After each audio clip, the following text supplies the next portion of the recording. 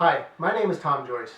I had the opportunity to speak to the Johnson Ranch Homeowners Association Board of Directors at their last meeting. I suggested to the board that we need to work together to end the disconnect between the board and the community. We need to establish an agenda based on the needs of the whole community. And we need to empower neighborhood advisors, so residents drive the board and the management company, to make decisions that are reasonable in cost and truly meet the expressed needs of the citizens of Johnson Ranch. This is an edited version of the video made of my remarks to the board. I began by thanking Al Haig for his service as our board president. Al is not running for re-election, and I wanted him to know that I appreciated how well he always treated me. I also complimented the entire board on a very professional, productive board meeting. Now, I've spent a lot of time in the last 3 years talking with friends, neighbors, and people I meet on the street. And it has become clear to me, as well as some board members, that there's a disconnect between the board and the community. We both bear responsibility for this disconnect. Our community is not engaged, and the board is making decisions without the advice and consent of the majority of its members. The board and the management companies have been unsuccessful, despite their best efforts, to engage a larger part of our community. I said I had some ideas on how to bridge this gap, strengthen the board, and build a board community bond that would set the standard for all homeowner associations to follow. I said that as the community begins to do our part, the board must tackle an issue of their own. An issue that, if not corrected, will be fatal to any effort to replace apathy with involvement. There is a very real perception within the community that the board has members who are pursuing personal agendas at the expense of the entire community. For example, many in the community thought the idea for a community center died years ago. But last year the board contracted with a landscape design firm to develop a landscape master plan. The contract clearly stated that the firm would prepare a social media questionnaire to supplement board member preferences. The contract did not include any reference to community preferences. The design firm recommendations included a $3.2 million community center. Let's be clear, the board has made no decisions to pursue any new amenities. But while no actions have been taken, a community center is once again an option and is being actively discussed by board members. I am told that the Florence Unified School District has offered Johnson Ranch 1,100 square feet of meeting space for $35,000 a year, significantly less expensive than the cost of the new community center proposed by the landscape architect. The space would be available 24 hours a day and includes free Wi-Fi, utilities, and janitorial services. This space would more than accommodate the need of any present or future community club and would be a prudent way to find out if there is any actual need for a small gathering space. I'm told that our management company responded to the school district that they were not interested at this time. I do not know why the space was turned down or why the community was not asked for our views. However, this action supports the perception that the board is biased toward building a community center.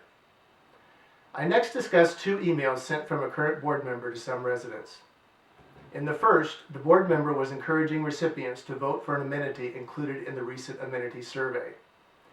He even went so far as to tell renters they should tell their landlords to vote for this amenity and that one of the reasons they chose to live in Johnson Ranch was because it has this amenity.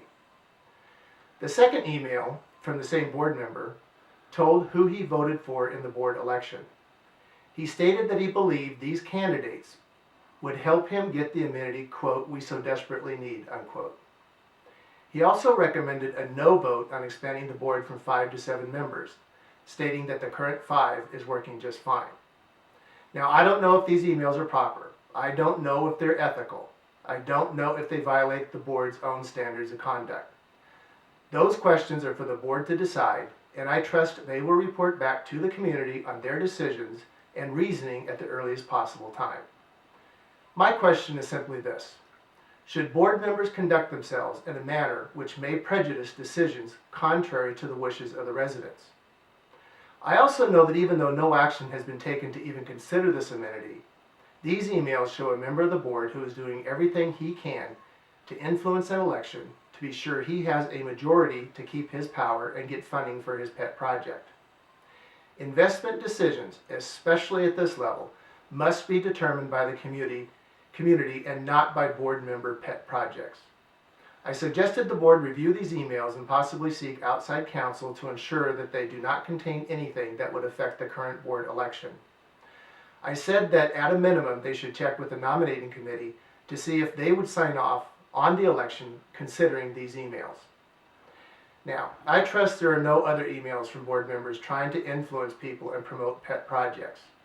I suspect that as the community organizes, emails such as these, if they exist, will come out. During the meeting, Tim Bushnell briefed us on his effort to move $600,000 from the operating fund to a special capital fund that would be used to upgrade Johnson Ranch. I asked Tim if that money could be used, for example, to build a dog park. He said yes. I then asked him who would make that decision. He said, the board, before quickly adding words to the effect that they would consult the community via surveys. Now, I like Tim. He has done a great job managing our finances. Our community is strong financially because of his efforts. I hate to call him out here, but this is another example that supports the view that the board is acting independently of the community. I have been told on more than one occasion that this is the board we elected and they will make the decisions. So, if there's a disconnect between the board and the community, and many believe there is, how do we fix it? Well, I'm part of a small group of homeowners who has been laying the groundwork to create a neighborhood advisory committee. I've seen a flyer from a current board member when he was running for election to the board. Bullet 3 states, a permanent homeowners advisory committee to ensure the community center fiasco is not repeated. In fact, in the election prior to the current election, all candidates were asked whether they supported a neighborhood advisory committee. They all said yes. But there continues to be no advisory committee, and our community has never been engaged in this fashion. The board and the management company's inaction on this issue indicate that it is not a priority. It's time to try something new and put the responsibility for community involvement on the community itself. Our committee will be independent of the board, nonpartisan, and promote no personal agendas. It is critical that any neighborhood advisory committee be 100% independent of the board. We believe any advisory committee managed by the board and the management company could be susceptible to influence by the board, as evidenced by the emails I discussed earlier. Our committee will organize the community and be information gatherers and information disseminators. We will undertake no responsibilities that are currently under the purview of the management company. Each neighborhood will have a representative to ensure that every person in every neighborhood will have an equal voice in the community. I have been told by members of the board that a high-level engagement of the community cannot be done. Well, how do we know it can't be done if no one has tried? If you would like to join us, please send an email to keepmeinformedjr@gmail.com. That's keepmeinformedjr@gmail.com. KeepMeInformedJR is all one word. I then asked the board to discard the tainted, unscientific amenity survey currently under review, noting that the survey includes options recommended by a landscape architect whose contract, in effect, says the architect will take direction from the board, not the community. I also pointed out that the landscape committee and the landscape architect do not represent the community and do not accurately reflect the needs and wants of the community at large. These two entities do not constitute comprehensive community outreach. Now, people are asked in the survey to rank a list of amenities, but are not told the cost of the amenity, how it will be paid for, or what effect it will have on the quarterly assessment. Do you want a community center? Sure. How about a dog park? Okay. Water park? Definitely. Miniature golf? Oh yes. If you ask me if I'd like to have an ice cream truck distribute free ice cream to everyone every Tuesday and Thursday, you can be sure I would rank that very highly. But if you told me that amenity would cost $50,000 a year, I would think twice. Okay, maybe. Free ice cream would be hard to turn down. My point is, you must be careful when the nice man comes offering amenities. Even if the board intended the amenity survey to be a pulse of the community survey, it still fails in that most of the community did not respond. As a side note, another survey conducted by the management company showed that the number one item requested by the respondents was an upgrade to the ball field at Twilight Park. Well, the landscape architect recommended destroying the ballpark to build a $500,000 dog park. I suggest that the board take no action and make no decisions based on either of these unscientific surveys. Now, we are at a critical juncture.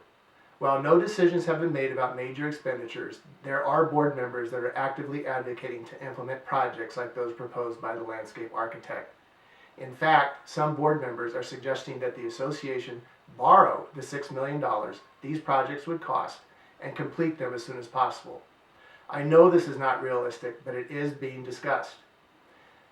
That is why now is the time to organize as a community to be sure we all have a voice in all future spending decisions.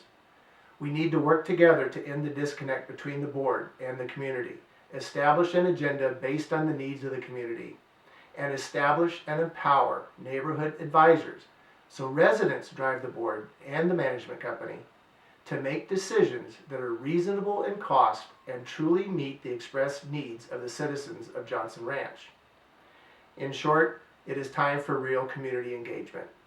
Thank you for your time. We look forward to working with each of you.